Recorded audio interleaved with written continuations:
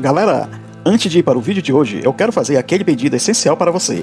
Eu te convido a se inscrever e ativar as notificações para você não perder nenhum vídeo a partir de agora. E se puder deixar aquele like logo agora no começo do vídeo, eu agradeço, porque isso fortalece muito o meu trabalho e afinal de contas não custa nada para você, mas para mim tem um valor imenso. Dê essa força para o canal, pois estou contando com você.